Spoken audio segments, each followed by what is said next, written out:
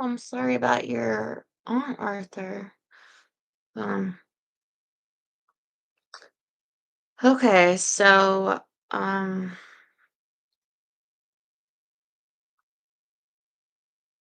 tomorrow, you guys know it'll be a week since Rex died. Um, I'm not gonna tell you how I've been because you all know from being on my OnlyFans. So, um, but I think I'm gonna have to set it as a rule that anybody that doesn't support me that makes any comment about Rex will have to be removed because obviously you didn't support me, you didn't support Rex, and he deserves better than that. He doesn't deserve people to be fake. Like if you wanted to support me and Rex when he was dying, you could have. And so I just can't let him be harmed um anymore. So that's how I feel about that, you know. Like, oh, if it's like, "Oh, I'm sorry to hear about your dog." Well, you're really not because you deliberately didn't support me, so you know what I mean? You're actually not sorry. This is a conscious choice, so, please don't lie on my dog's name. Um, so I wanted to make sure that there was no fake ass comments on that video, or the 2 posted, um, about Rex's passing by fake non-supporters, so I wanted just to make sure that no comments got through on that. And they didn't, but so I had to get through where there were comments held. Sometimes it accidentally says hold comments instead of none. And so I got that comment of, while my dog was dying, Betty, not my name, that's not my full name. Now I don't get, and like, why would you capitalize like the first like the first letter of like the first like 9 words, and then after that you don't? Like, it's so weird, but now I don't get to see you in your white panties anymore. Actually, if you were on my OF, you could see variety of them. Again, you could get to, you choose not to, but not a very intelligent man. When I first met you, see, there should be a period there, but whatever. Um, that's when I fell in love with you. Yes, love. Yes, I'm sure you love me very, very much. Wouldn't support me or my dog's cremation.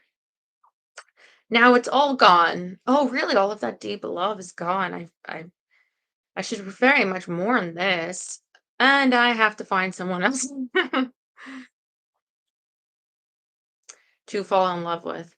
Wow, the greatest love of all time is now over. I don't know what I will do. How can I go on any longer? I shall throw myself off of a rooftop. Okay, so um. Let's talk about um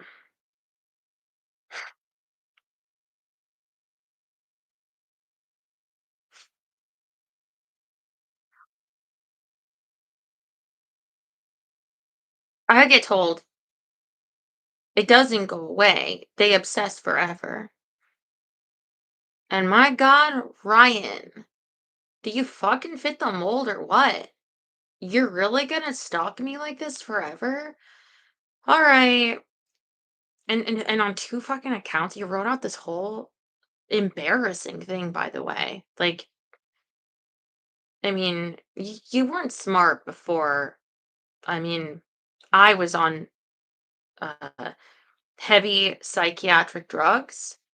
Um, and from what I can remember, mainly what I remember is being told you need to stop talking to this person because he's a very bad person, very mean person. And you don't see that because you're on heavy psychiatric drugs that you need to get clean off of, that they're prescribing you.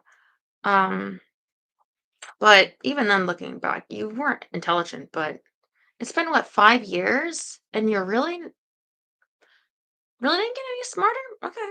Um, IDK, if you'll read this, you DK a lot. Let's be real. Um, I know you want absolutely nothing to do with me. Yes, I'm sure you know me very well. Your feelings are valid. Oh, really? I mean, yeah, it's very valid that I feel you belong in jail.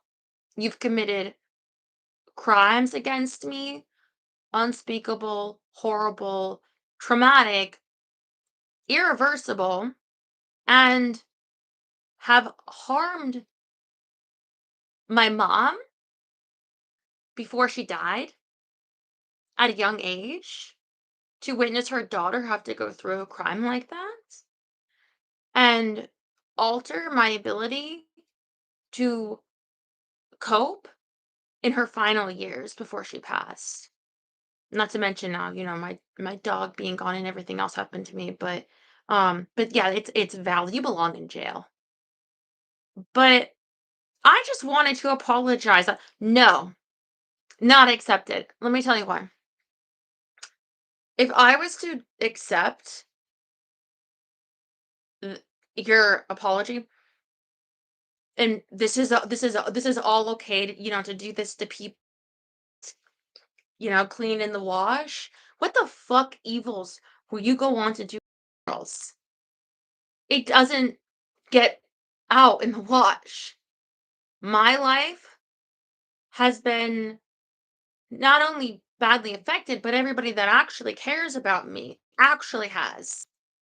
has been hurt by my hurt. Um, from my mom, my actual supporters you see in the chat, my animals, now just one. So no, there's no way of making it okay, and you know that. And you knew it when you did it. Like you said, you wanted to hurt me. And you did cause a lot of hurt. Um, on behalf of everything I've ever done or said that's wrong to you in any way, you're fucking but then go to jail. Then turn yourself in. I'm deeply regretful towards all of it. Towards the crimes you've committed? You're regretful? Turn your fucking self in. Do the fucking time, okay? And I'm genuinely sorry for everything. Wow. That and $1 won't get you a cup of coffee at McDonald's because it's worth fucking nothing. Okay? I want you to know though that even though we've parted ways and are no longer on speaking terms, you mean something to me. Oh God. And you've always been a good friend of mine. I've never been your friend. I've never been your friend. You took advantage of me when I was fucked up on on drugs I never should have been prescribed. You've never been my friend. You're a monster who belongs in jail. You're not a friend to anyone. And when we were close, we were never close. And I've always cherished that part of our Do you think that this sounds smart? Like, do you really think that this sound comes off as intelligent or something? You must have really took the time. It even has like edits and you posted it twice. Do you really think that you really did something here? God, what a loser.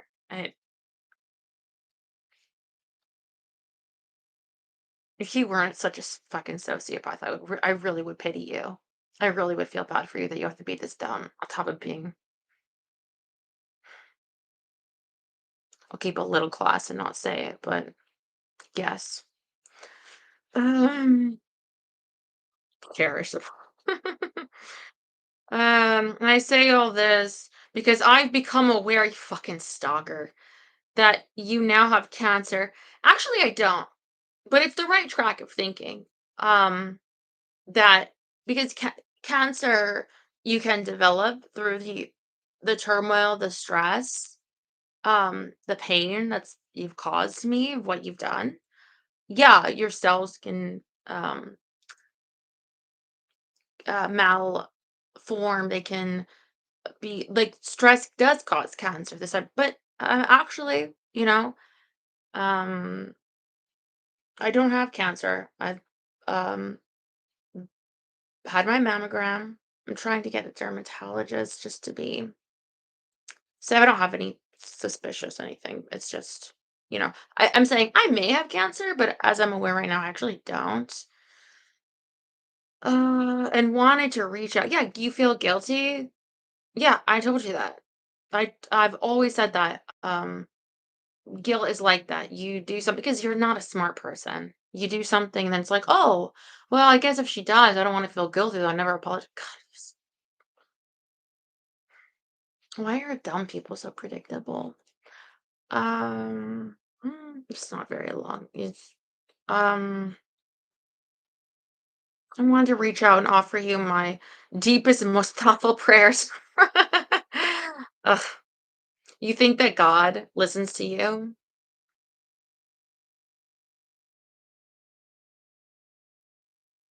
You. I hope and pray you fight it and go seek treatment ASAP. You need some treatment, buddy. I mean, even if I haven't felt the same towards you, like anybody gives a fuck. If you feel anything,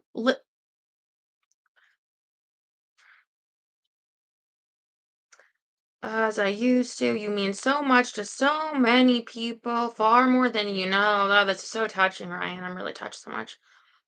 They're grateful every day to have someone like you in their lives.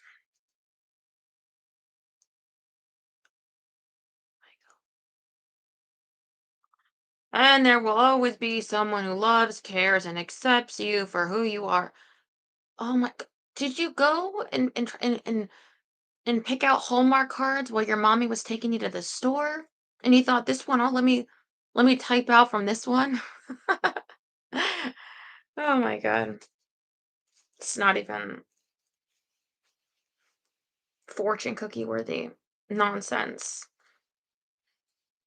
No matter how bad things get. Yeah, I don't have cancer, buddy.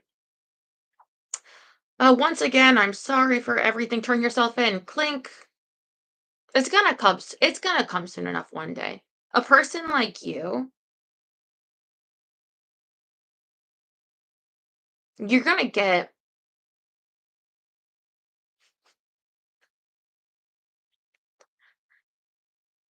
karma around you're gonna get trying to explain what I'm doing. If not from me directly, pain caused like that, a person who does that kind of thing to others, it tends to work out the way it's supposed to. Um, and I hope no matter what the future holds, you being in jail is what I hope, that you make the most out of your life. Oh my God. When your mommy and daddy bought you the Chinese platter and you saved that the most out of your life fortune cookie, did you think that was a really special one? Because no matter what, life is always worth living. Yeah, the motivational speaker, Ryan, that you are. God, if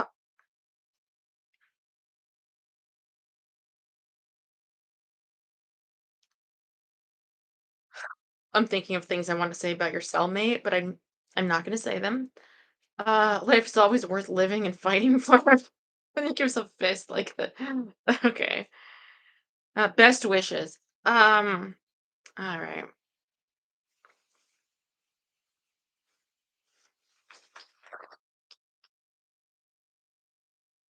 If only I read this before my comeuppance. That's a good word. My baby passed away. I'm sort of in a marked point of grief, um, that occupies so much of my headspace that uh very little can go to thoughts of you, but to the extent that it does right now, it's mainly in that my dog had to witness such profound hurt that never went away. Um, that what was done to me and it allowed other people to prey on.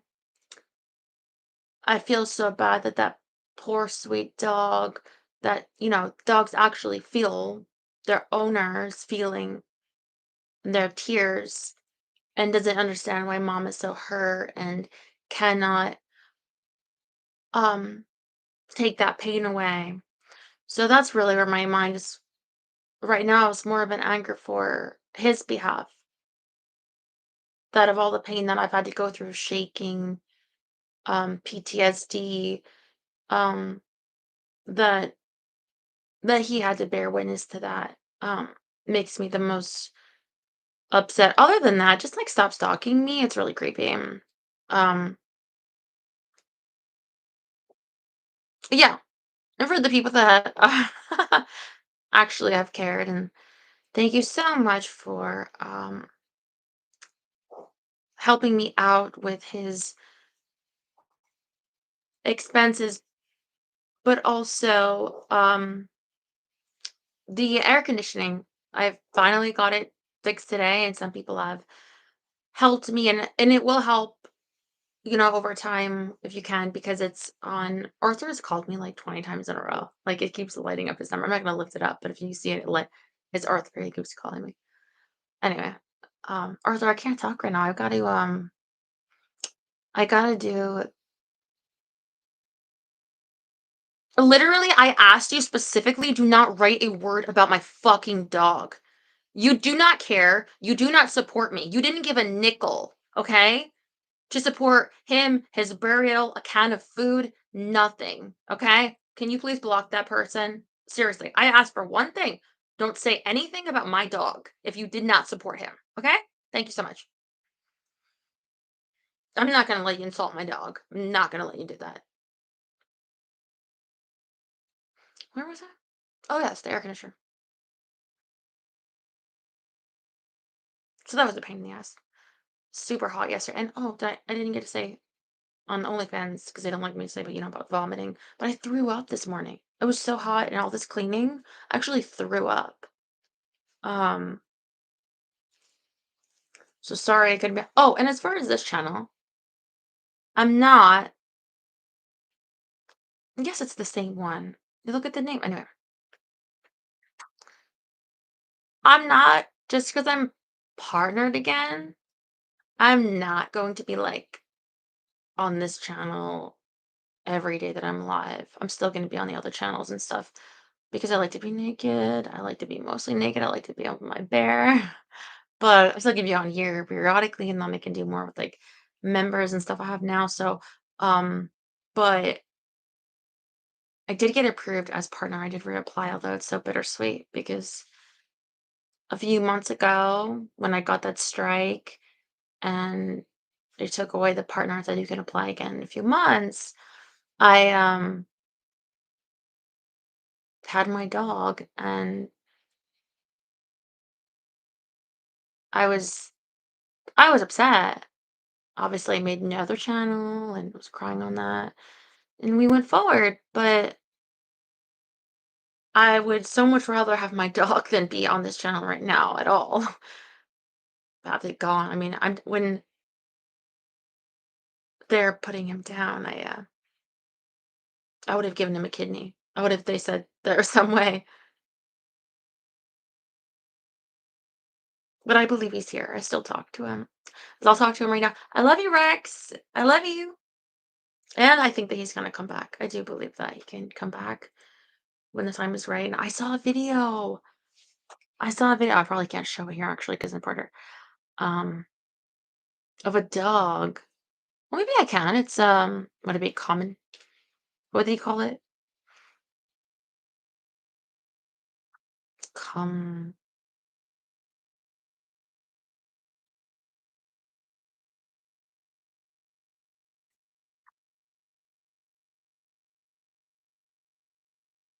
He looks so much like Rex. So much like Rex. And Arthur, don't call your or your number's gonna flash on my screen.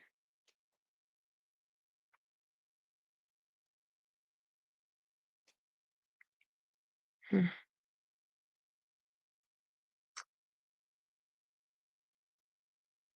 It says, "Soul made it so hard. I can't remove the pillow he brought to the bedroom on his last morning with us. It was his final pillow present to me."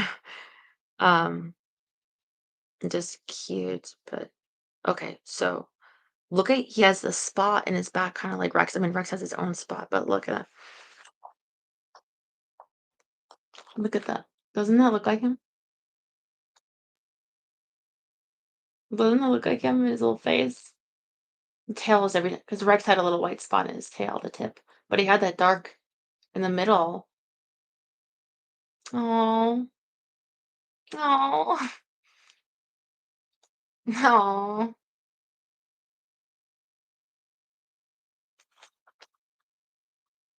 Anyway, so I wonder when Rex comes back if he'll look like that. Commentary. Yes, I'm commenting about it, but what's it called? Um,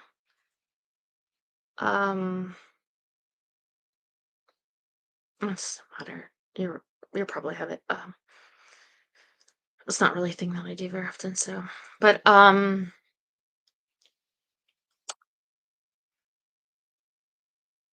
yeah, so I am gonna try to be on here, but also so the book I'm reading tonight, we've already been reading on the other channels, and if you want to support me, there's gonna be two links below, a membership link. I wonder if that still works.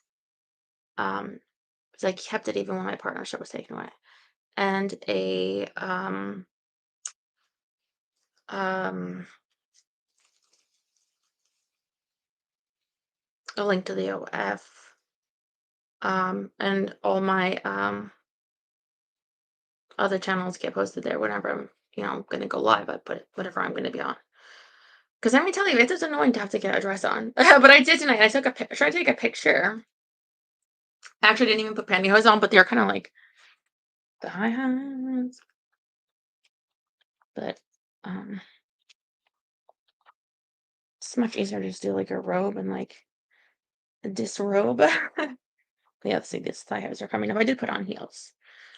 Um, Maybe I'll stay on a little later tonight if you want, because I think um I usually try to end earlier for John, but he's not feeling well. So let's pray for John. He wrote me that he was feeling chills and weak, and tired. So um he likes to watch that 11 o'clock news or something. So I try to end it on around there for him to not get off. But we can watch this one later. If it remains, it should.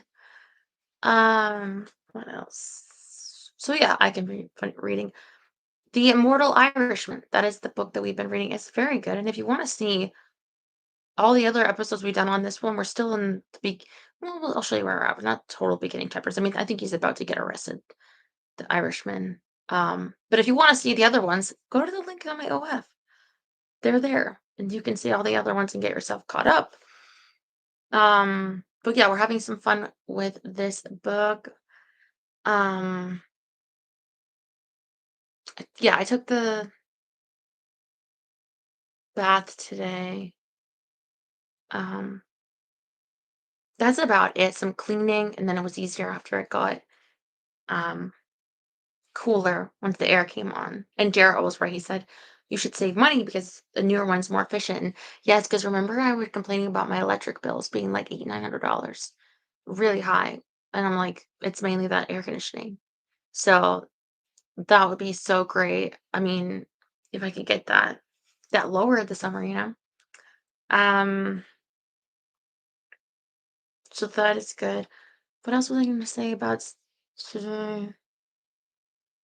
Mm, something, but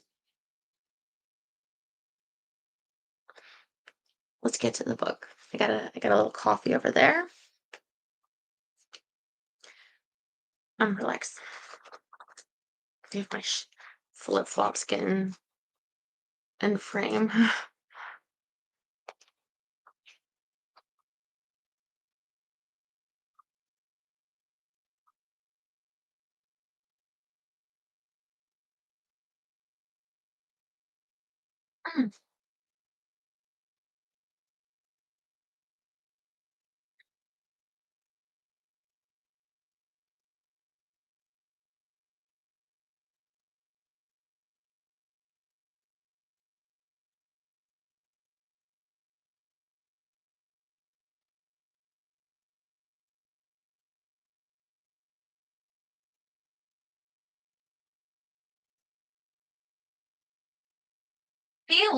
Be quiet. Oh, it's trash nights. So she's hearing that. Okay, so we were on still Pitchfork Patties, chapter 4. Mm.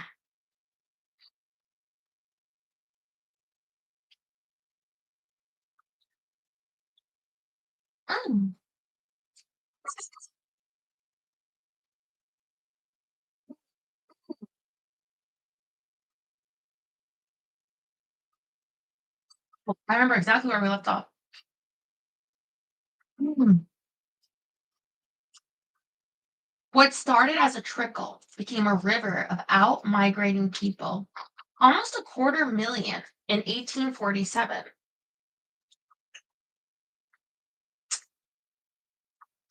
Those who had some money would host a wake, a departure ritual, not unlike one held for the dead. By law, each passenger on an emigrant 10 cubic feet in steerage. But once at sea, captains did what they pleased. In crammed and filthy spaces over a great ocean under sail, typhus followed the poor out of Ireland.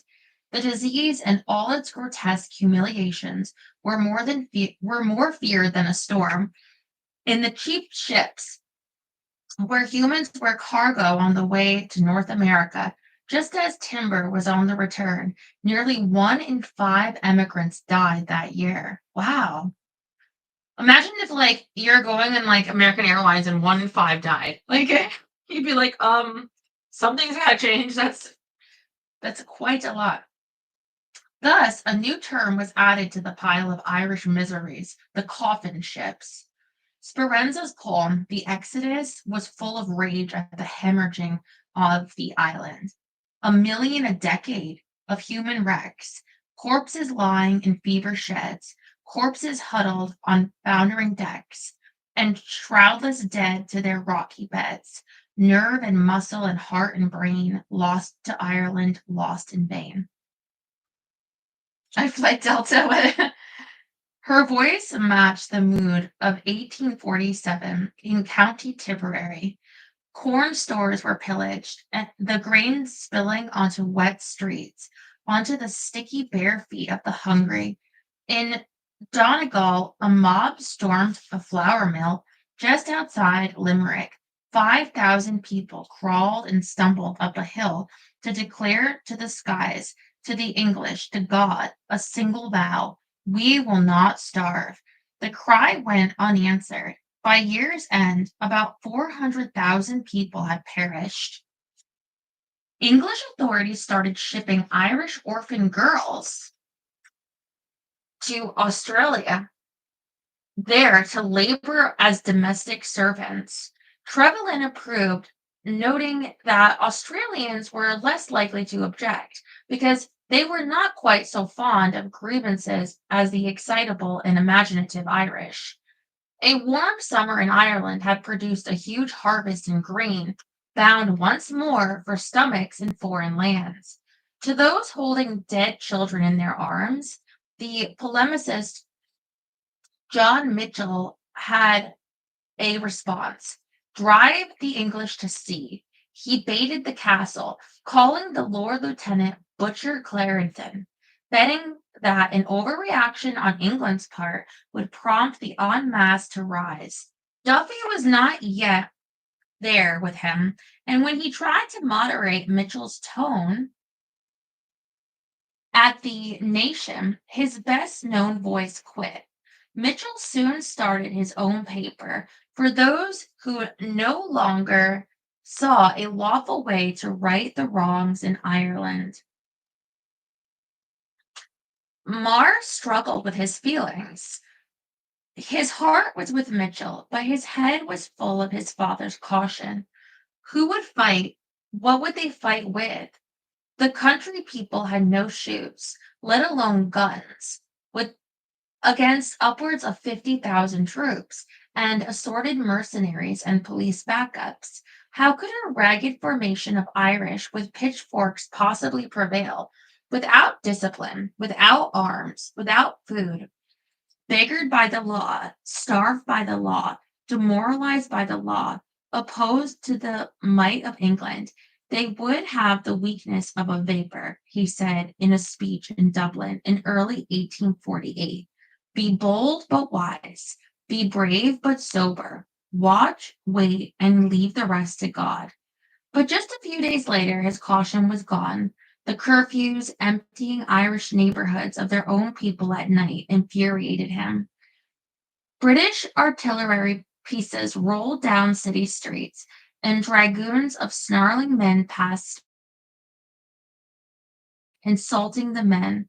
When I see all this, my heart sinks under a weight of bitter thoughts. Marr wrote Smith O'Brien in January of 1848. I am almost driven to the conclusion that it would be better to risk it all, to make a desperate effort, and fix at once the fate of Ireland. A few weeks later, deep into the Irish winter, the tug of insurrection pulled him further. A revolt in Sicily, an uprising against Bourbon royal rule, boosted the hopes of young Ireland. A handful of pamphleteers had inspired Sicilians of all ranks to take over the streets of Palermo. The news from France was even more breathtaking. Firing nary a shot, citizens forced King Louis Philippe to abdicate and flee in disguise. From the Hotel de Ville in Paris, the birth of a new French republic was announced, with a poet, Alphonse de Lamartine, among the leaders. A poet. In Vienna, a populist blow at the heart of the Austrian Empire drove a despotic leader out of the country. In a flash, the impossible seemed within reach. In Dublin, an immense crowd squeezed into the music hall on March 15, 1848, ready to accept a baton of revolution from the continent to Ireland. Smith O'Brien gave a speech of pragmatism. All of the island must be engaged in the struggle, starving and well fed, Catholic and Protestant, landowner and tenant. They would attempt to unite with the O'Connell faction. And across the water, with like minded friends in England, Marr followed with his usual flair and an unusual dose of militancy. If the government of Ireland insists upon being a government of dragoons and bombardiers, of detectives and light infantry, then up with the barricades and invoke the god of battles, he said to a roar of applause. Should we fail, the country should be no worse than it is now. The sword of famine is less sparing than the bayonet of a soldier.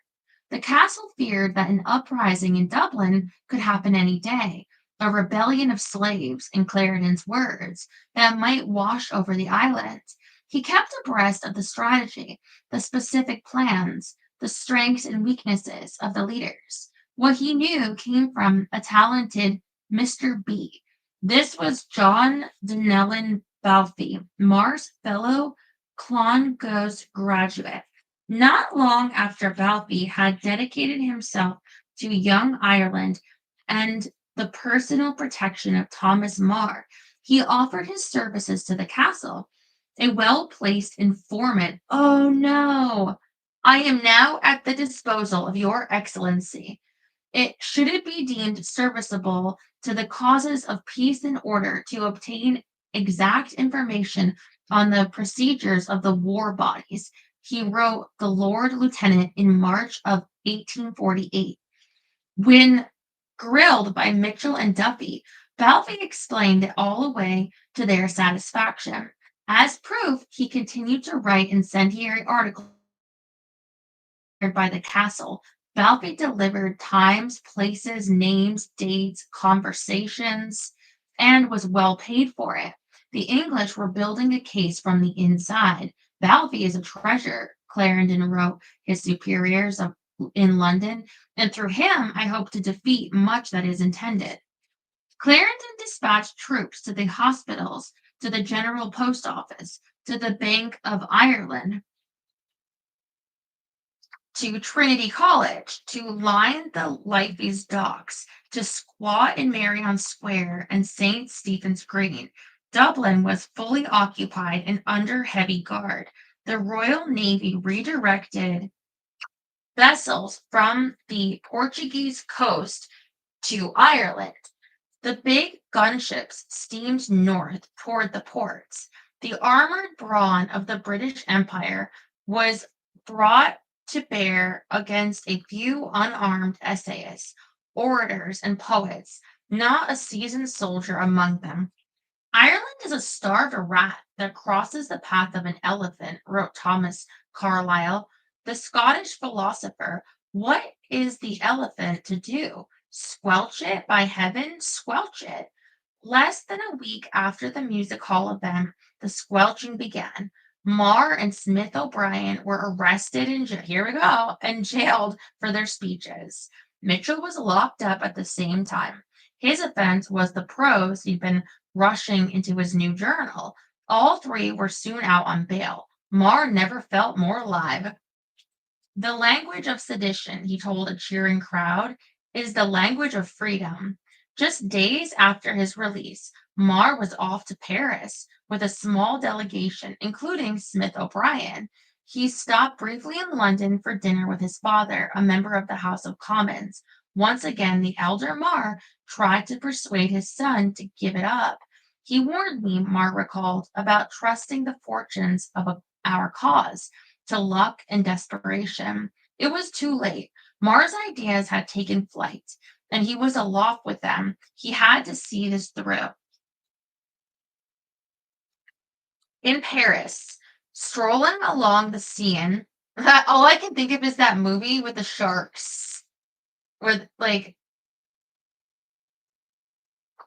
it's like where that waterway is. Seeing the great public spaces of the city of light bedecked in a tricolor of inspiration, Marr's step was quick. At night, the young Irelanders walked the gaslit length of the Champs-Elysees, ducked into clubs, into theaters, pressed influential Parisians about the logistics of throwing off an oppressor. One night, Marr tried to strike up a conversation with a beggar who'd been foraging for fish bones in the garbage outside a restaurant. Yelled at them with a profane slap at the English.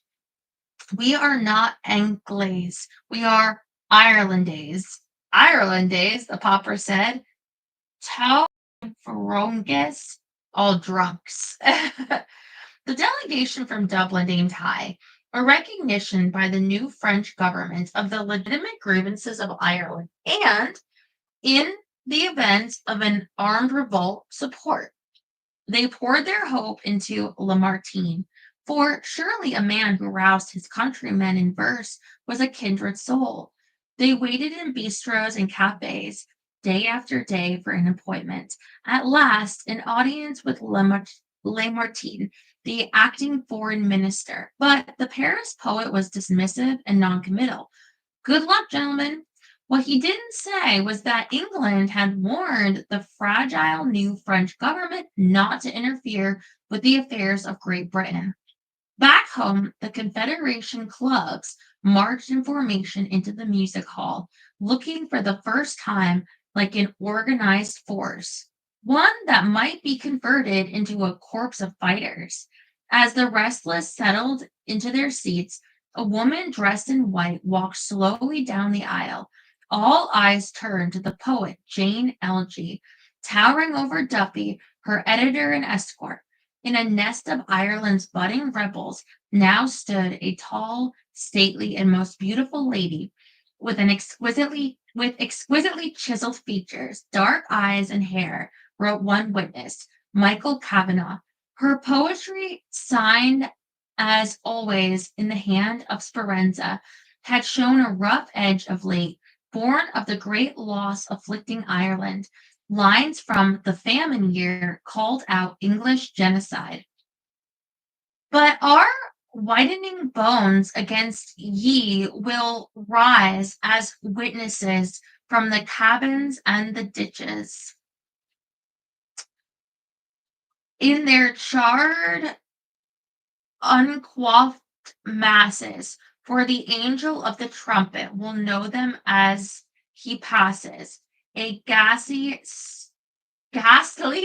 spectral army before the great God will stand, and arraign ye as our murderers, the spoilers of our land. When she sat, a chant rattled the walls of the great hall. Speranza, Speranza. She rose and acknowledged the crowd, tried to sit, but again they took it up.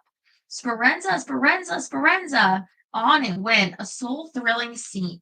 Kavanaugh recalled that was quieted only when Duffy forced the meeting to business.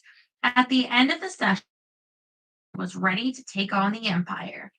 The time had arrived. Turning back.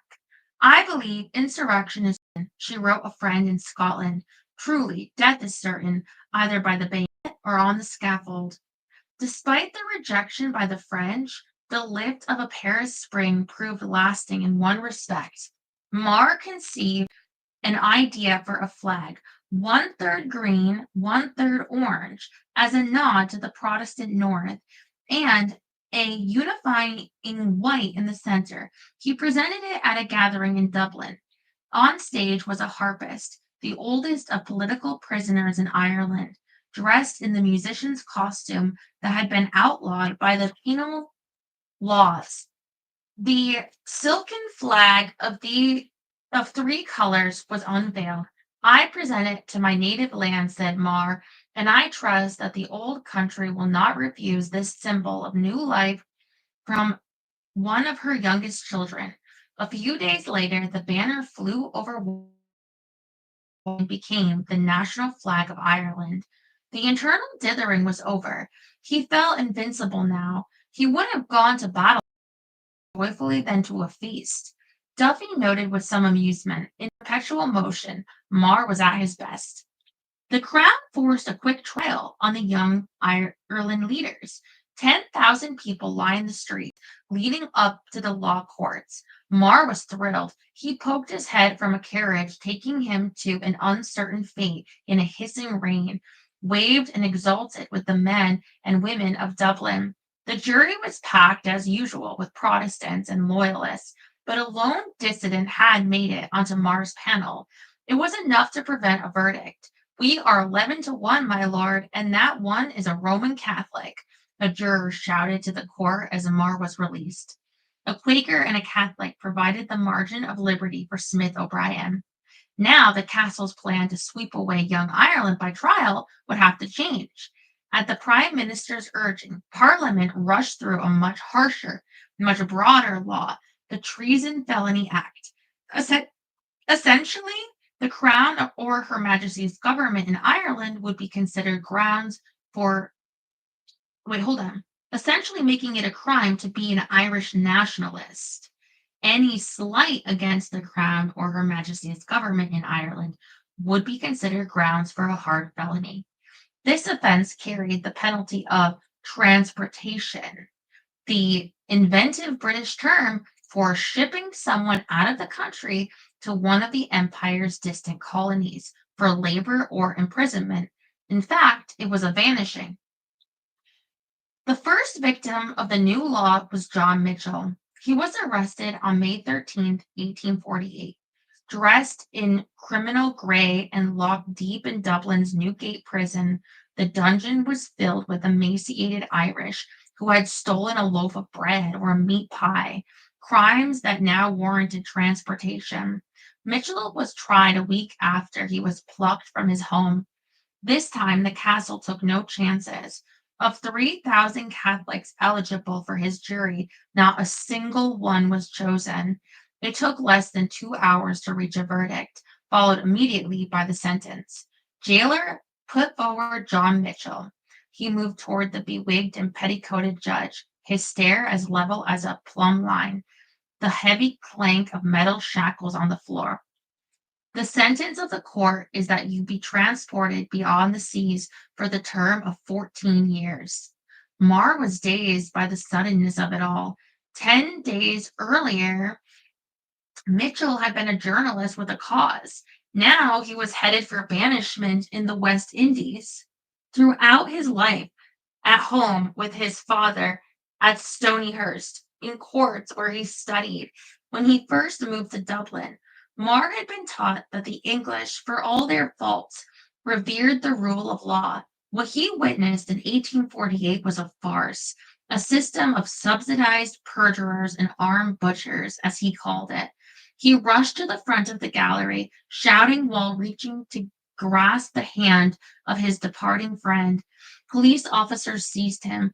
Blows were exchanged. Marr was dragged outside, blood on his waistcoat. Later that night, plotting with Smith O'Brien and Duffy, Marr was beside himself, the eloquence replaced by a sputtering rage. They had to rescue Mitchell, he insisted. A call to the people was needed. Storm the prison.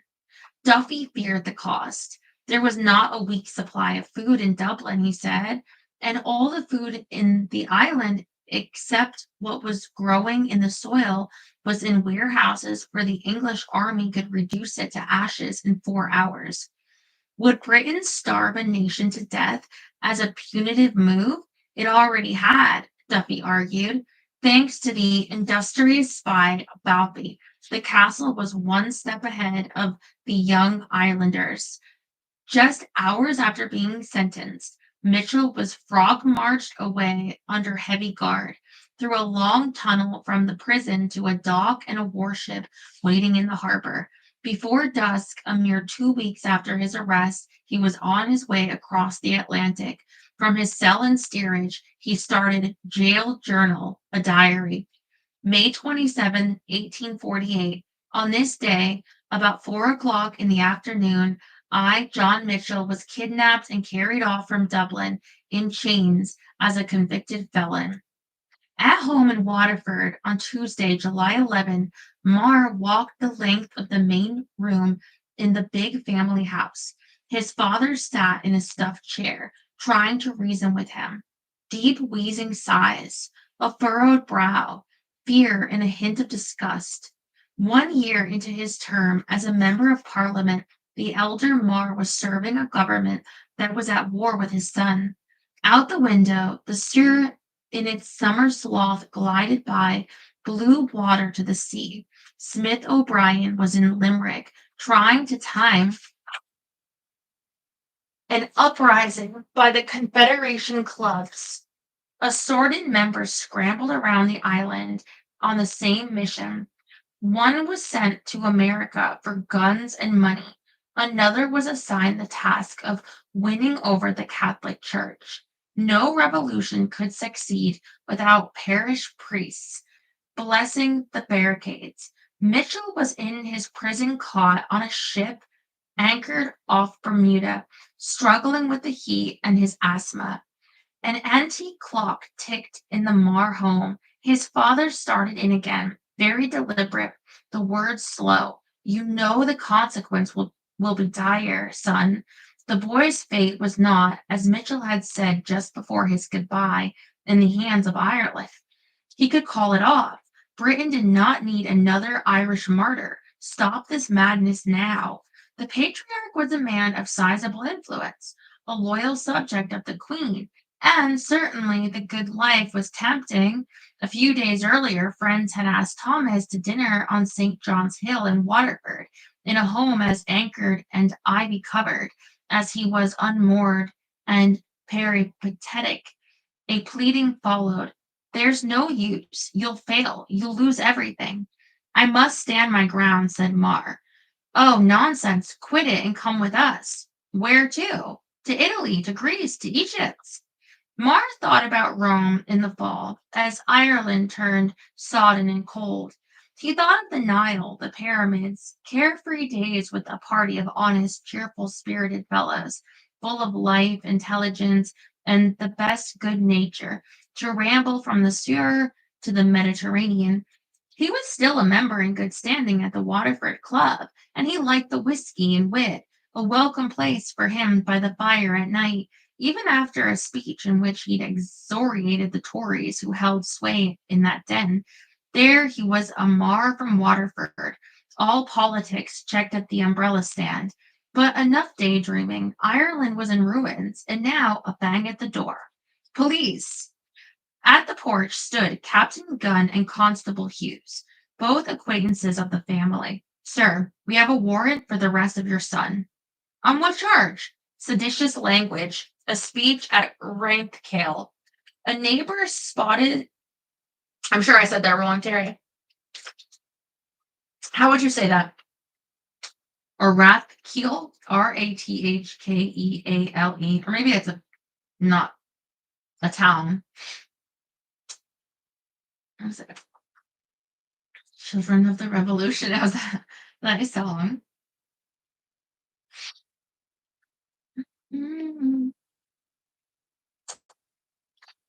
A neighbor spotted the authorities and dashed down the street, pounding on doors, sounding the alarm.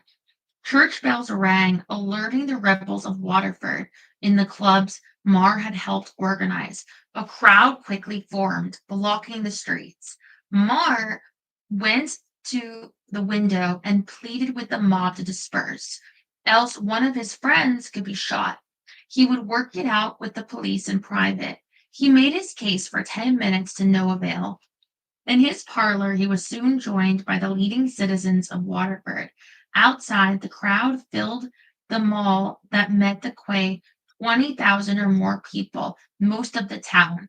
For a second time, he went to the window, begged people to peacefully retire. Now, soldiers appeared, an entire unit of the 4th Light Dragoons and 3 companies of the 7th Fusiliers, with loaded muskets and fixed bayonets, all advancing on the Mar household. Word came of Irish clubs in neighboring communities rushing with knives and pikes to his defense. At 6:15 p.m., young Mar stepped outside, accompanied by the chief of police and 2 constables. With a nod of his head, he could spark a war, but he feared the streets of his hometown. His father's house burned to the ground. Do nothing rash, he pleaded with the crowd. They pressed in as the guards escorted him to a carriage. They pumped his hand, tousled his hair, patted his back, kissed him. The soldiers drew their swords as Mar was pushed into the transport. 2 lines of troops on either side. Slowly, the carriage moved toward the bridge over the Sur, and with it moved the crowd.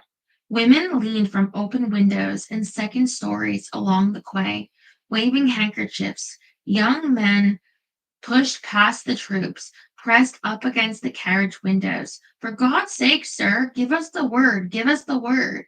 Here was the revolution, if only he would say yes. His supporters cut the reins from the horses, leaving the carriage dead by the road. A priest jumped up on the driver's seat, pleading for calm. By 7 p.m., animals and buggy were reunited and started to move again. A valley of stones came from the crowd. One hit Captain Gunn in the eye. He raised his pistol, held it above the swarm of Waterford citizens. At the bridge, the crowd had formed a human barrier. Thomas Mar would not be taken from Waterford. Fretting, looking for a peaceful way out, the prisoner saw no choice. His allies were just townspeople with stones. The British forces could mow them down in a minute's time. 3 of the Empire's warships lurked in the river, the Dragon, the Merlin, and the Medusa.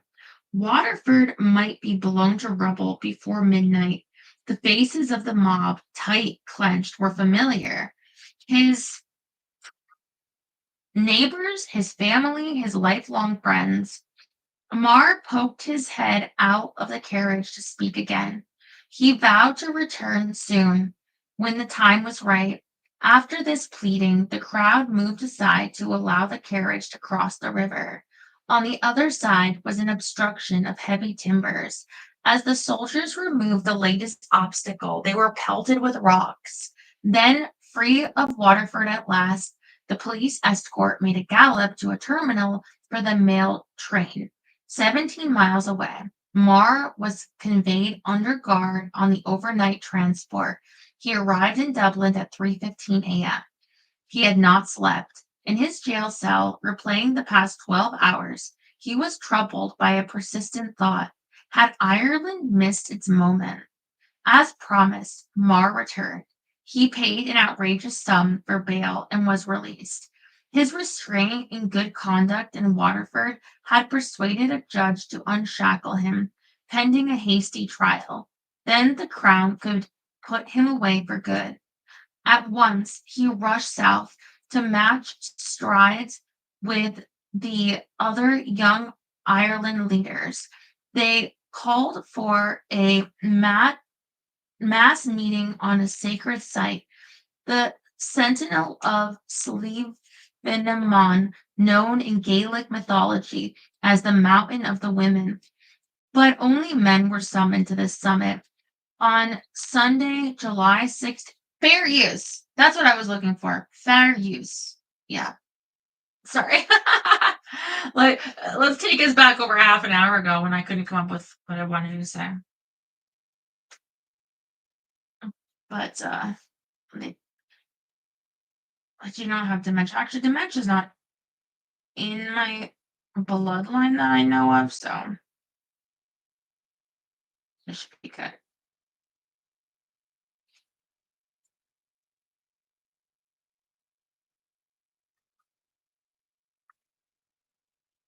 Mm.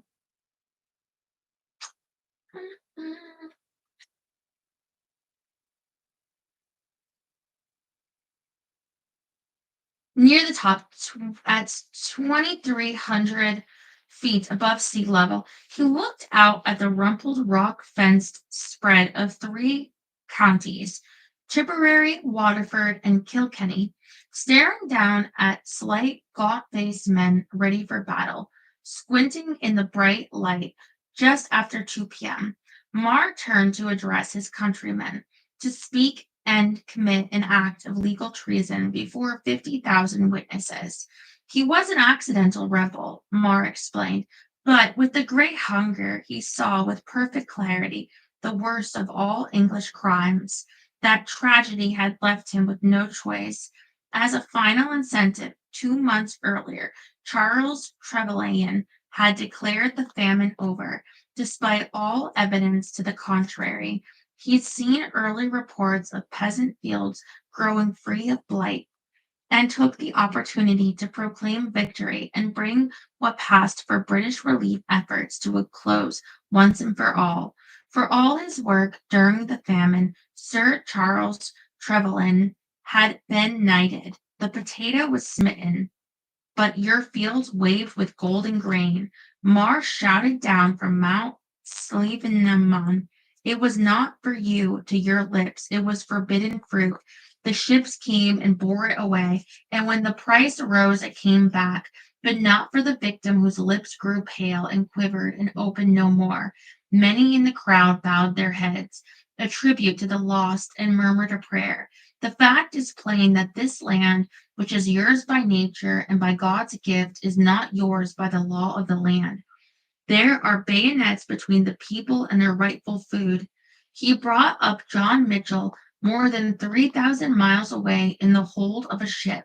He named others who were in jail awaiting Mitchell's fate. Will you permit the country to be deprived of these men? Never. I stand here on the lofty summit of a country which, if we do not win for ourselves, we must win for those who come after us. The hungry masses were primed to fight. They awaited a signal from the young leaders. By sunset, Marr was back at his father's house in Waterford. He stayed for 4 days, barely sleeping, couriers bringing him news of the others. Any knock on the door could be a soldier with orders to whisk him away. Father and son knew an end was approaching. The reasoned pleas from the elder Mar were over. The plan now was to start the revolution in Kilkenny, the lovely medieval town built along a kink in the River Nore. It was chosen for its strategic position, inland, safe from the Royal Navy's gunships, and think of the symbolic importance, a free Ireland rising from the very place where an enslaved Ireland had been designed with the statutes of Kilkenny. A carriage arrived for Thomas. He bounded up to the drawing room where his father sat with his aunts. He put on his tricolour sash, buckled on a sword belt to hold a sabre that had been in his family for 100 years. He was free of worry, free of misery, imagining himself leading an army of Irish into Dublin to take the castle, to sweep the English away forever. I was full of liveliness and hope at that moment, and welcomed the struggle with a laughing heart, he wrote. That evening, July the 20th, 1848, I saw my home for the last time. Chapter 5.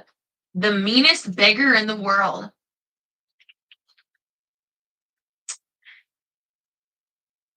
Underground now, traveling in the shadows beneath the murk of Munster skies. At night, moving from cairn to cairn in countryside lit by spotty moonlight. When the rains came that week and the temperature dropped, he shivered and took shelter below rock overhangs. The fields were littered with abandoned scraps of the island's struggles. Here, a broken topped round tower from the 10th century, there, a moss covered altar from the 14th, where a priest once celebrated an illegal outdoor mass, with a tiny window through the rock pile as a lookout for authorities. It was a refuge then for a spiritual outlaw, now for a political one. Marr had no sooner left Kilkenny than the British government dropped a legal bomb on the Irish. Habeas corpus was suspended immediately, the country placed under martial law. Anyone could be arrested and held without cause, without hearing, without bail, even without being told what they were held for. Indefinitely, as of July 22nd, 1848, the leading journalists, poets, barristers, and orators of young Ireland were criminals in the eyes of the Empire. Arrest warrants were issued for all. A price was put on Marr's head, a bigger one on Smith O'Brien's. Death itself could not have struck me more suddenly than this news, said Marr. He blamed himself for not seeing it coming. Of course, England would suspend the rule of law. What in Ireland's history made him believe otherwise? Optimism, as always, was the blind spot of youth. Still, he had to try to ignite something in Kilkenny. He reminded himself of the line of the late poet Thomas Davis. We promised loud and boasted high to break our country's chains or die. The last word seemed the more likely outcome. We are driven to it, he said to Patrick J. Smith, his friend since they were choir boys at Clown Gows. There is nothing for us now but to go out. We have not gone far enough to success, and yet too far to retreat. In Dublin, on his way home for dinner, Duffy was arrested yet again. The police put him in a carriage and rushed him off to prison. With the editor of the Nation in jail, Jane Algy helped to put out the paper with two other women. In a fit of high outrage, she dashed off a piece calling for all of Ireland to take on the government without hesitation. Jacta alia est, she titled her charge. The die is cast. Though she had slightly mangled her Latin, it was unsigned as protection. No Speranza this time. England has done us one good service at least, she wrote. Her recent acts have taken away the last miserable pretext for passive submission. We appeal to the whole Irish nation. Is there any man amongst us who wishes to take one step further on the base path of suffering and slavery? Is there one man that thinks that Ireland has not been sufficiently insulted, that Ireland has not been sufficiently degraded in her honor and her rights to justify her now in fiercely turning upon her oppressor? To the castle, this was the final slight they would take from these rhymesters and revolutionaries. A spy had alerted the authorities of the coming issue. Before it could be distributed, British troops stormed into the offices of the paper, seized all copies, grabbed the press, type, and manuscripts, and carted it all off to the fortress walls of official England in Dublin, the castle. Jane Algy was not apprehended. Her role was unknown, but Duffy would soon be charged with treason, felony, and her essay, Jacta Alia Est. Marr and a friend, the Nation journalist John Blake Dillon, boarded a train in Dublin. Two women recognized them, giggling as they looked their way. At the next stop, the rebels got off at a small village. Marr pulled his cap over his face, head down. The men passed police officers on the way to an old tree where they took shelter from a summer squall. Still, the rain filtered through the canopy, soaking Marr's clothes and shoes. The great liveliness he'd felt barely a week before was gone. I entertained no hope of success, but his words of the past 2 years carried a responsibility. There was no escaping what he had hoped to start. Our entire career, short as it was, seemed to require from us a step no less daring and defiant than that which the government had taken. They hired a coach, rode all night. At 5 a.m., they arrived at the Georgian mansion of Ballinkill for a rendezvous with Smith O'Brien. Protected there by a friend in the title class, a light frost covered the large grounds. Marr's wet clothes were now stiff. They found Smith O'Brien in bed, the aristocratic sheen gone. Over coffee, the rebels considered three choices: to turn themselves in, to flee Ireland, or to fight. With little discussion, they chose insurrection, hoping the outrage over the suspension of habeas corpus would fan a broad uprising. Off to Kilkenny, in town, some black humor. The Royal Agricultural Society was holding its annual cattle show. Amid the starving, several hundred of the fattest, healthiest beeves on the island were paraded down High Street by a cluster of pipe-smoking, plaid-vested noblemen. Perfect, Marr remarked. They could start the revolution with enough meat to feed those manning the barricades, while holding hostage a half-dozen baronets, a couple of dukes, and a marquis or two. At noon on Sunday, just outside of town, Marr and Dillon went to mass, greeted by an affable priest with an unwelcome news. Don't look for many clerics on the front lines of a revolt. The killing of an archbishop in France a month earlier, during a violent outburst by the still untamed remnants of that country's revolution, had chilled the ardor for fighting the state. Nor was the condition of the congregants encouraging. They were weak, thin-limbed, dazed. The truth, said Marr, was cold and nakedness, hunger and disease. To the last extremity, he saw no future Irish warriors in this chapel. They were the kneeling dead. It should have been obvious that a people mortally weakened by hunger could not be moved to anything but a prayer and an extended hand begging for crumbs. Famine was supposed to be the motivation for revolt. Instead, it was the undoing of it. A meeting with the mayor, a sympathizer, and a Confederate brought more bad news. Of 1,700 club members in town, only 1 in 4 had weapons, such as they were: sharpened farm tools, scythes, pikes, and pitchforks. The rebels out to the nearby towns of Carrick, Callan, and Cashel, where the men were said to be better prepared to fight, and then returned to Kilkenny. Callan, a market town 600 years old on a fertile plain, a reception awaited. A bonfire on the main street, the houses bedecked in laurel boughs, green flags draped from windows. The pending arrival had been announced earlier. Hundreds of skinny young men rushed to greet Mar and Dylan. Black-eyed girls, as Mar remembered them, bounded through the crowd, threw their arms around our necks and kissed us. Cromwell had been through Callan in 1650, destroying much of the town and gutting its Norman castle. A force of hussars, having just marched into town that morning as news of Mar's pending arrival spread, stood by, carbines and swords at the ready. They were Irish hussars, to Mar's delight. He might have remembered Duffy's line about similar soldiers in Dublin. Their Irish hearts were not dead under the scarlet jacket. Ever the fatalist, Mar climbed up a step above the crowd and called for 3 cheers for the boys of the 8th Royal Irish Hussars.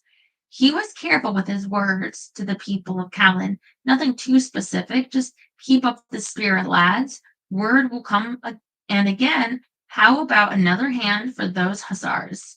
On to Carrick. A change of horses along the way, a full gallop. What a hurry we were in to be shot, said Mar. A guest house took them in with a dinner of hard-boiled eggs, salted butter, a cup of milk. When Mar went outside in the dark, 3 policemen were lounging by a carriage. They'd been spotted. One of the officers approached him, tipping his hat. Here's hoping that Mr. Mar is in good health and won't come to any trouble, for I know your family. How's that? Were you ever in Waterford? Yes, sir. I seen your father and the rest of the family at your grandfather's funeral, and a splendid funeral it was. It covered the length of the quay. They waited out the daylight inside the house, getting back on the road at night, exhausted, a gray dawn, mid-morning into Carrick, and sweet mother of Jesus, what's this? A torrent of human beings rushing through lanes and narrow streets, surging and boiling, with sounds of wrath, vengeance, and defiance. Again, women with hugs and kisses, and men with slaps on the back, here to hail the liberators. Banners and music, but mostly huzzas. Cheers for the boys of young Ireland. The bony hands, waves of voices, hair tousled and disordered. The crowd's purpose was inchoate, like the revolution itself, a mist of hope here and there, with no real foundation. For country towns like Carrick, the uprising was all of the stomach. Maybe some morsels of food would come from these witty lads. For the leadership, the uprising was all the heart, language and history against muskets, cannons, and warships. An iron will, no matter how lyrically shaped, they had to know never beats an iron fist.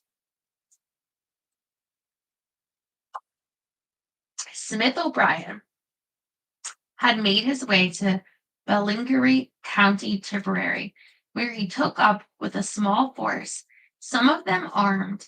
He was no soldier.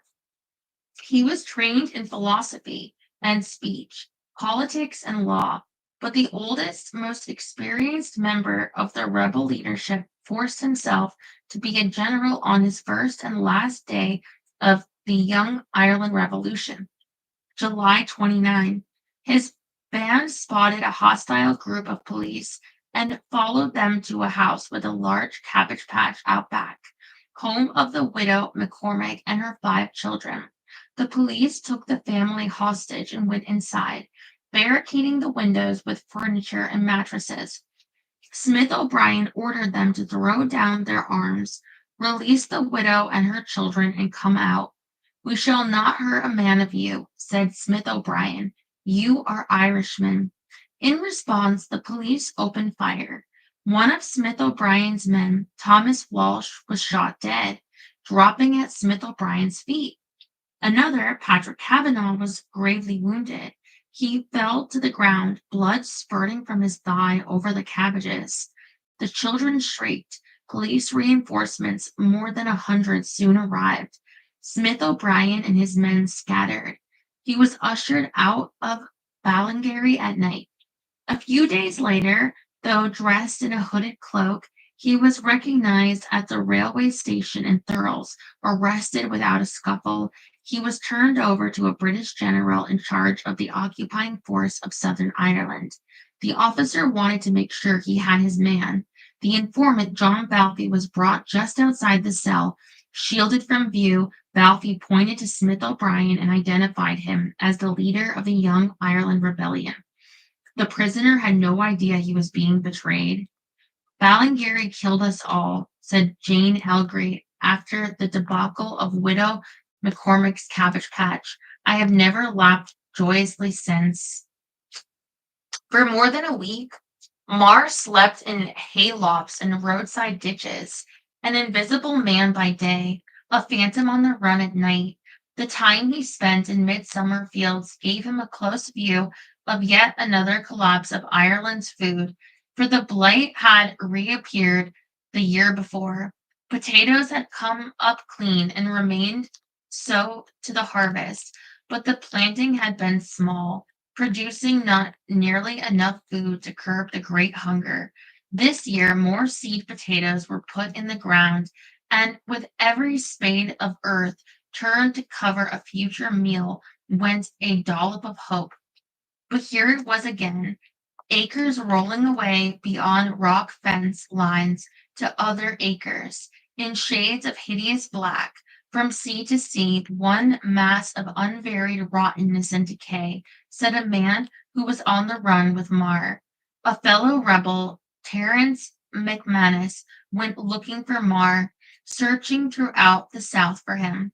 A prosperous Irish wool broker from Liverpool, McManus was drawn to the spirit of 1848, giving up his business for revolution. He had been with Smith O'Brien at Widow McCormick's, but with a bounty on his own head and unable to find Marr, he decided to make a run for America. He was able to board a ship lying at anchor in Cork just before it sailed. The police found him. They dragged him off to jail, a state prisoner. In a hideout provided by a priest, Marr was told to try the McManus option, to leave the shores of his homeland.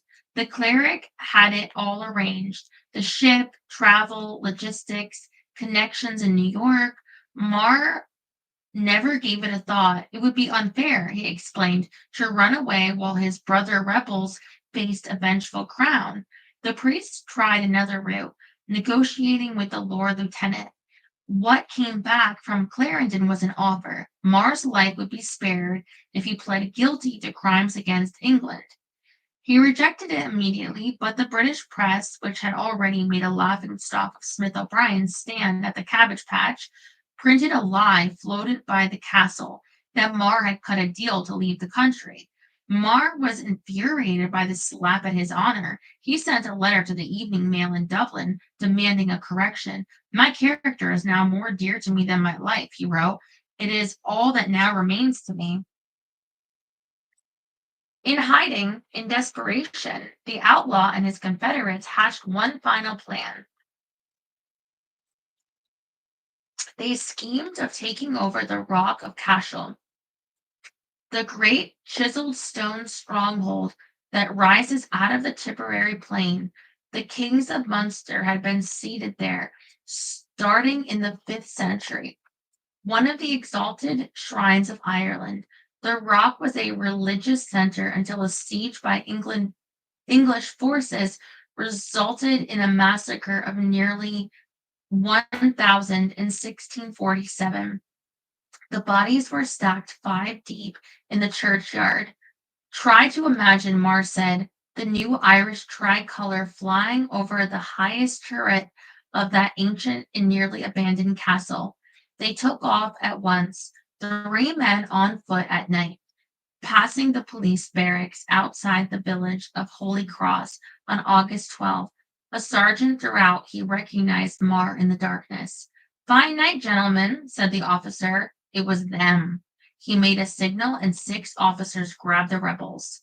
Mar's pants were ripped and filthy. He was wearing a straw hat like that of a peasant. For the arrest, the sergeant was rewarded with £100, almost a year's pay. Bound in chains, Mar was taken by train to Dublin, thrown into a cell in darkest Kilmainham. A few days later came the indictment. The charge for a quartet of young Ireland leaders was high treason. To have levied a war on our sovereign lady, the Queen, in her realm, it carried a penalty of death. When news of the arrest arrived with the mail in the West Indies, John Mitchell predicted a grim outcome. It is possible these four worthy men will be hanged. When it opened in 1796, Kilmainham Gaol was supposed to be a model prison, airy, perched atop a hill, large enough that prisoners were not just tossed into a heap, but given separate quarters. It soon became a byword for hell. Debtors were locked away and forgotten. In the famine years, the jail was a warehouse of the hungry, their crimes dominating the ledgers, attacking a bread cart, stealing a goose, being in possession of stolen butter. And the design was significantly flawed in one respect. The impenetrable fortress was made of limestone blocks, which not only held the moisture from Dublin's porous skies, but emitted it as well. The walls of Kilmainham wept. This concentration of petty criminals, not far from the castle, was also a favorite lockup for prisoners of conscience. Robert Emmet had been chained outside the jail before being hanged and beheaded, his body torn into four parts and dumped in the streets.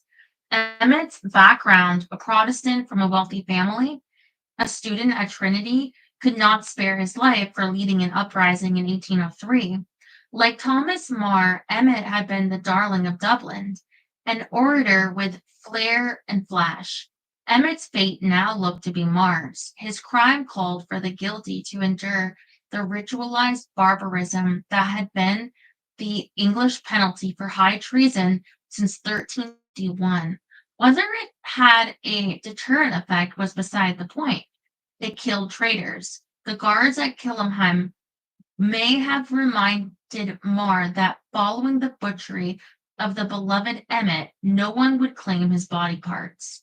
For a month, the Young Ireland Four, Mar, Smith O'Brien, McManus, and a heavy drinking law clerk named Patrick O'Donoghue, marked the days in Kilmainham. O'Donoghue, with his rough whiskered face and mournful eyes, had been thrown in with the leaders of the uprising because he'd been a close associate of Smith O'Brien's in the days leading up to the Cabbage Patch debacle. At summer's end, the prison filled with people who preferred the loss of freedom over death by starvation.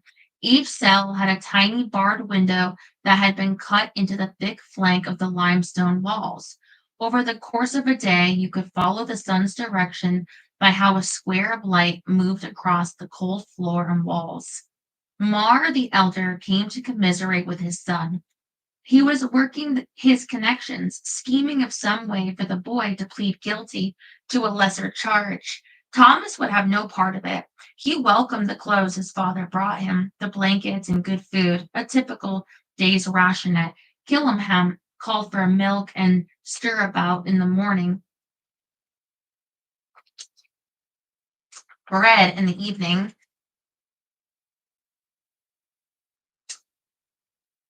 He had plenty of regret over the timing of the revolt, the failure to secure support from Catholic priests, the poor organization of the clubs, the foolish belief that starving people might put up a fight against the British Empire. Worst of all, 2 years of agitation never came to a climax. There was no showdown, nothing to rouse the Irish on 3 continents. We were routed with a struggle, Mar said, a humiliating fiasco, but he had no remorse for his actions. In mid-September, the prisoners were taken by train from Dublin to Thurles, and then by coach to the town of Clonmel in South Tipperary. The authorities wanted the trial to be held somewhere out of the way, far from the crowded discontent of Dublin. Smith O'Brien went first. Facing a jury of select Protestant loyalists. The trial lasted 9 days. It took barely 9 minutes to reach a verdict. A member of parliament for 17 years, a father of six, heir to a castle, and descendant of a family of Irish kings, William Smith O'Brien was found guilty and faced the death penalty. I have done only that which, in my opinion, it was the duty of every Irishman to have done, he said. McManus, the wool broker, and O'Donoghue, the disheveled law clerk, followed with the same result. Marr, the youngest of the four, was the last to be tried. The case against him was the weakest. He had thrown not a stone, pulled not a trigger, ignited not a fire. He had not been at Ballingarry, had never erected a barricade. Marr wore a black frock, black silk stockings, and a light-colored waistcoat to the proceedings. He had many admirers in the gallery, women in the majority, slipping him papers to autograph and this stream of notes. Among them was Jane Elgie, having retired her nom de guerre Speranza for now. The long-limbed poetess, dressed in her usual low-cut dress and short sleeves of lace, a ribbon in her hair. At night, the prisoners played backgammon, drank whiskey that had been smuggled in, and recited poems about patriots and love from the land. Most evenings they would assemble in a common room on the second floor of the jail before retiring to individual cells. They were all doomed. All but one of them knew it formally, and yet the mood was light, following Marr's cue. He was the prankster, as he'd been at Stonyhurst. Smith O'Brien credited Marr with keeping his spirits up, telling racy stories into the late hours, and he led them in song with his clarinet, the one he'd used in his first insubordinate act at school in Lancashire. The guards couldn't help but like him, and look the other way when favors came to the cell. One of those favors, as insinuated by a cryptic aside, was Jane, who apparently contributed more than her poetry to the cause of young Ireland. Oh. He was brought to see me at his particular desire, she wrote to a friend, without elaboration. On Saturday evening, 8 days into his trial, Marr was alone in his cell awaiting a verdict. In case anyone doubted the outcome, a scaffold was under construction outside. Guards could be seen checking the drop. Marr was prepared to die. He saw a priest. He wrote a storm of letters telling friends, old and new, that he loved them. Late that Saturday, a message arrived. The jury has disagreed. A cheer rattled the stone walls of the jail, but then 10 minutes later, a second message. The report was false. He is convicted. The prisoner was led back to join the others. He would be sentenced the following Monday. Instead of a mournful face, Marr greeted his fellow traitors with a flash of a smile, eyes lit, a clap of his hands. Here I am, boys. Here I am, and found guilty, and glad, too, that they did convict me, for if I had been acquitted, the people might say I had not done my duty. I am guilty and condemned for the old country. Come in, I'm starved. Let us have 1 hour's fun. One of the men could not stop crying. Another held Marr in a tight hug, refusing to let him go. On Monday, October 23rd, 1848, Marr, dressed again in his black suit, and walked under armed escort into court just before sentence was passed. He was given a chance to offer a few words why he should not be executed. He rose from the dock, silent for a long moment, taking in the packed courtroom, making eye contact with all. My lords, you may deem this language unbecoming in me, and perhaps it may seal my fate, but I am here to speak the truth, whatever it may cost. I am here to regret nothing I have ever done, to retract nothing I have already said, and I am here to crave with no lying lip the life I consecrate to the liberty of my country. No, I do not despair of my poor old country, her peace, her liberty, her glory. For that country, I can do no more than bid her hope, to lift this island up, to make her a benefactor to humanity, instead of being the meanest beggar in the world, to restore her to her native powers and her ancient constitution. This has been my ambition, and this ambition has been my crime. Judged by the law of England, I know this crime entails the penalty of death, But the history of Ireland explains this crime and justifies it. Judged by that history, I am no criminal. If the presiding judges were moved, they showed no indication of a great play. Marr, in that starring role of the drama he always dreamed of, the judges banged their gavels and ordered bailiffs to bring the room to order. A lone member of the bewigged panel then pronounced his sentence. Mercy was expected per the jury's recommendation for a man so young. You, Thomas Francis Marr, are to be taken hence to the place from whence you came, and be thence drawn on a hurdle to the place of execution, and there hanged by the neck until you are dead, and that afterwards your head shall be severed from your body, and your body divided into 4 quarters, to be disposed of as her Majesty sees fit. In Dublin, Charles Duffy was the last of the young Ireland leaders whom the authorities tried to put away.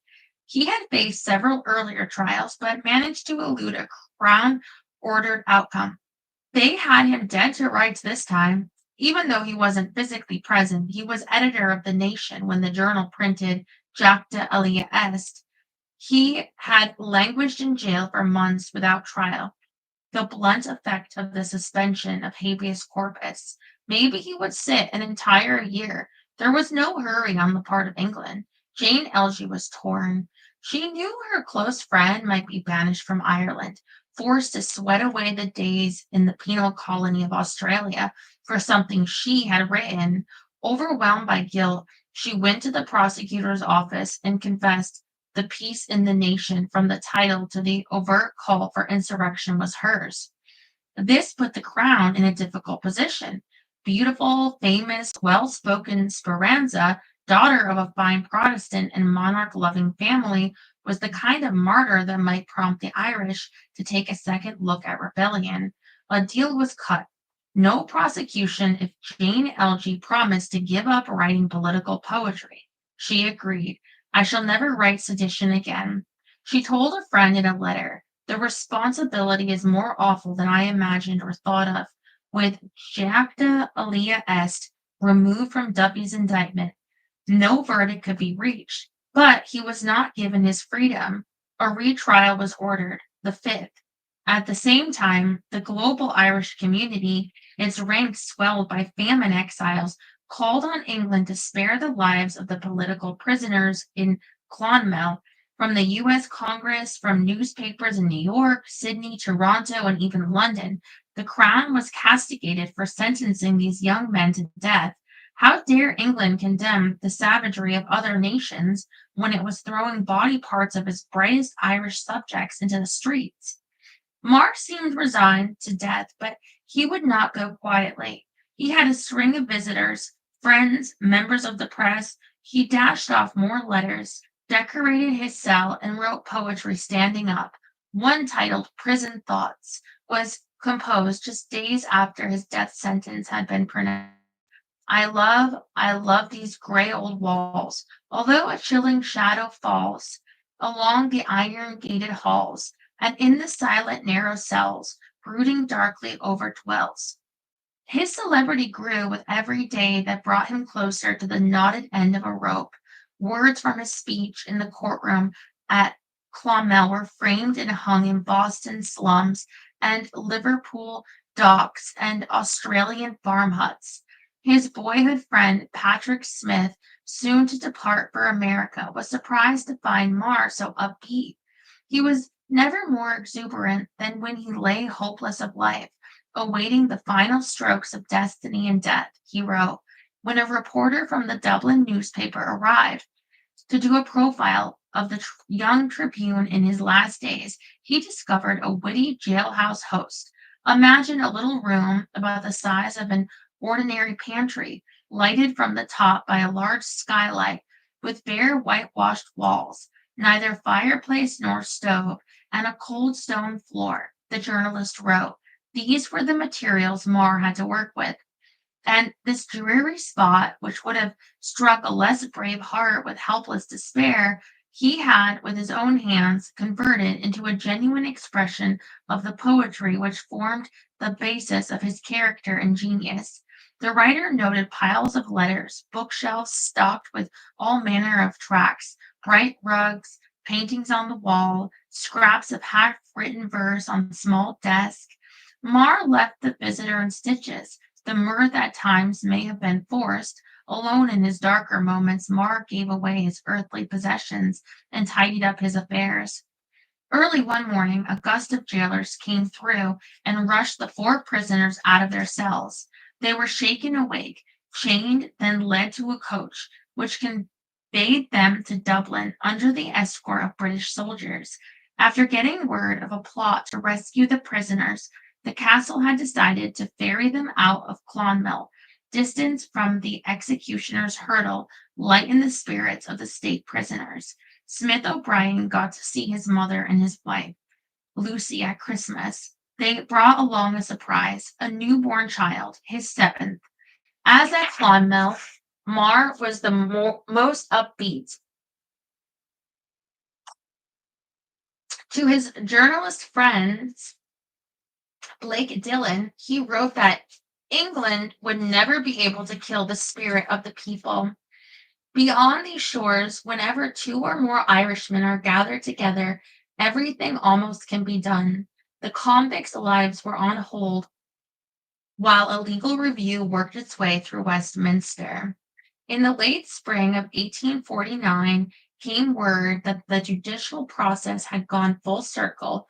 Their appeal was denied, but in a concession to world pressure, the Crown decided to show some mercy. It was announced that Her Majesty Queen Victoria had been advised by the government to commute the sentence of death, and the gracious sovereign had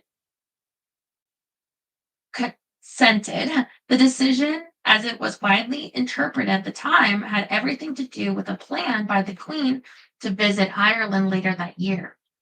The young rebels would live another day, but they would live as prisoners in Australia, specifically the island of Tasmania, Britain's most distant penal colony, then called Van Diemen's Land. The royal clemency was transportation for life, which meant that four men who had been willing to die for Ireland would never see it again. They were crushed by the new sentence. They had expected execution or a pardon, but not purgatory at the other end of the world. They would depart within days. What had been a leisurely 9 months to say goodbye now became a hasty exit. Mar stuffed his trunks with books and writing materials, the nutrients of his life. On July 9, he penned his last letter from Ireland to a friend, John Leonard. It was a requiem for a battered country. The next census would show that the nation's population had fallen by nearly 2 million. 1 in 4 people had died or emigrated. Even Lord Lieutenant Clarendon felt England had committed something close to mass murder in the Ireland he oversaw. No other nation in Europe, Clarendon wrote to Prime Minister Russell in 1849, would coldly persist in a policy of extermination. The Irish left their homes unwillingly as convicts or rejects to Australia, men to build roads in the antipodes, orphan girls to become house servants, and they left willingly, forming the scattered parts of the global Irish diaspora, the Lennons from County Down to Liverpool, eventually to produce John of the Beatles, the Kennedys from County Wexford to Boston, eventually to produce another John, the first Irish Catholic president of the United States, and the Kierneys from County Offaly to New York to produce a second American president, Barack Obama. Wow. Nations do not die in a day, Mar wrote his friend. Their lives are reckoned by generations, and they encompass centuries. Their vitality is indistinguishable. Forget my privations, forget all the happiness I have sacrificed, and change what would otherwise be a weary bondage into a tranquil, happy dream. Besides, I feel I have simply done nothing else but my plain duty, and hence I cannot be otherwise proud and happy at this moment. My heart indeed was never so firm. Orders have come. Yours devotedly, Thomas Francis Marr. That morning, Marr, Smith O'Brien, McManus, and O'Donoghue were loaded into a carriage under escort of 50 mounted police armed with pistols and carbines. Weeping and farewells as family pressed for a last touch. After saying goodbye to his wife and 7 children, Smith O'Brien couldn't contain himself. He'd been unflinching for a year. As the finality of the sentence sank in, banishment for life, he broke down, tears smearing his face. Marr tried to comfort him, but it wasn't easy. For men of their class, manners were a buffer. The guards led them to the harbor, where a brig, the Swift, lay at them the rules. In bed by 9 p.m. No talking to any of the ship's officers or deckhands. 2 meals a day. The ship eased its way out of Kingstown Harbor, turned south in the Irish Sea, west into St. George's Channel, down the coast, the outline of the Wicklow Mountains coming into view. At dusk, dinner of sea biscuits, a jug of colored water, dried beef. The next morning, with clear skies, the Swift sailed along the broken coastal edge of County Waterford. The last look tugged at Marr's heart. I passed by, he wrote, as mournful as he ever sounded, and my own people know nothing of it. Ireland shrank on the horizon, smaller, smaller, smaller, and then disappeared altogether. The brig aimed for the open Atlantic, upon the seas, beyond the seas, as British courts intoned in the formal sentencing to the penal colony from an island home to an island more strange than any in the Western imagination, where a man of 25 could not possibly picture himself growing old, a captive, a convict, an exile for the remainder of his days. And that is the end of chapter 5 and also of part 1. We'll begin part 2 tomorrow. To be Irish in the penal colony. Chapter 6 is titled Island of the Damned. What did you think of that? Wow. This. That has to be so crazy to think that you're gonna like not die, like be hanged and then like ripped apart limb by limb and be like, actually, no. But you know what? It's interesting that it's in part due to like, well, they said the Queen going to Ireland, but also, people from around the world that had left Ireland being like, this is pretty fucked up.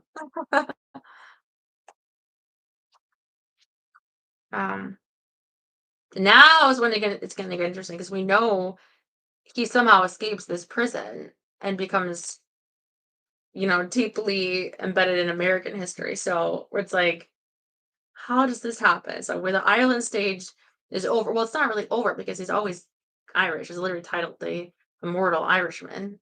So he's Irish, but um, it's always going to connect to Ireland. But it's like you can't give up. It's like just because change is forced on you, like you got to leave. Okay, rebuild. You got to rebuild this life. Thank you for hanging out. Oh, last night I started watching the show because I saw a couple episodes of the rehearsal. Um, what's his name? Nathan something from the show The Curse. Although this is kind of like reality-esque. Anyway, so I started watching the show called Nathan for You on HBO. I recommend you watch like at least the first episode to see if you like. I think it's very funny because I heard I had like a video pop up while I was cleaning and it was about the rehearsal. I didn't even watch all of it because they were like, "Oh, Nathan from Nathan for You." It was on for 2 seasons, and if you like that, like Nathan for You, I never heard of that. So I started to watch that and got to like episode like 2 or 3. It's very funny, but yeah, I started to watch that late last night, but it got too hot. So had gone to bed. So I may watch some more of that. What's tonight? Wednesday. Yeah. Can't think of what's on. Oh, is Poker Face on tonight? Is there a new Poker Face? I might watch that first. We'll see. Anyway, um, yeah, first trash night without Rex. Um, it's so hard, but every time I miss him, I say, I love you, Rex. And I work harder to get the house ready to hopefully bring him back into resurrection. That is my hope. But so, anyway, I love you dearly. I see you tomorrow.